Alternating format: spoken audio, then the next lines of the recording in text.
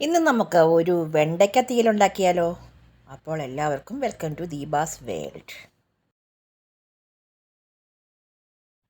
അതിനായി നമ്മളൊരു 1/2 kg വെണ്ടയ്ക്കയും ഒരു വലിയ തക്കാളിയും അരിഞ്ഞ് റെഡിയാക്കി വെച്ചിട്ടുണ്ട്.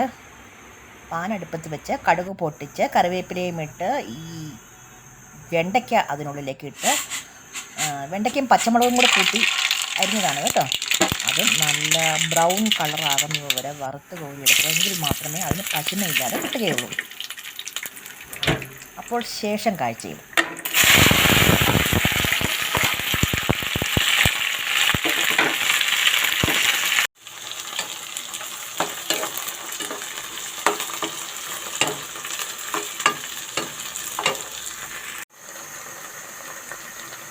ഇപ്പോൾ നമ്മൾ ഇതിനായിട്ട് ഒരു അരമുറി തേങ്ങ പാക്കറ്റാണ് നമ്മൾ ഉപയോഗിക്കുന്നത്. ഇവിടെ നമ്മുടെ വെണ്ടയ്ക്ക നല്ലവണ്ണം പാകമായിട്ടുണ്ട്. വറുത്ത് കോരിയെടുക്കുക. അതിനുശേഷം നമുക്ക് തക്കാളിയും ആ എണ്ണയിൽ തന്നെ വഴറ്റിയെടുക്കാം.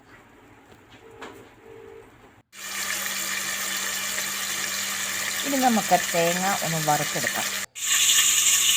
ആ എണ്ണയിൽ തന്നെയാണ് തേങ്ങ വറുക്കുന്നത്. അതിൻ്റെ കൂടെ നമുക്ക് കുറച്ച് കായവും ചേർക്കണം. ഒരു വലിയ അല്ലി വെളുത്തുള്ളിയും ചേർക്കാം. തേങ്ങ നല്ല ബ്രൗൺ കളറാകുന്നത് വരെ വറുത്തെടുക്കുക.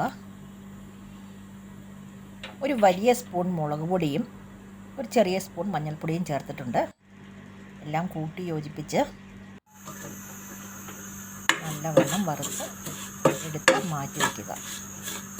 ശരിക്കും പറഞ്ഞാൽ ഈ തേങ്ങ വെള്ളം തൊടാതെ അരകല്ലിലാണ് അരച്ചെടുക്കേണ്ടത്. ഇപ്പം അതിനുള്ള നിർവാഹമില്ലാത്തത് കൊണ്ട് മിക്സിയിൽ കുറച്ച് വെള്ളം ചേർത്ത് തന്നെ നമുക്ക് അരച്ചെടുക്കേണ്ടി വരും.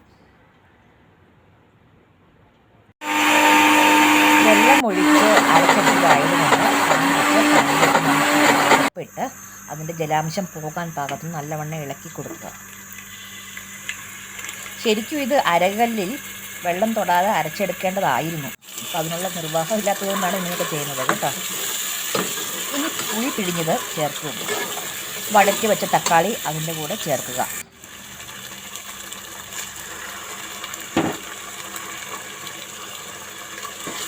വഴറ്റി വെച്ച വെണ്ടയ്ക്കായും ചേർക്കുക.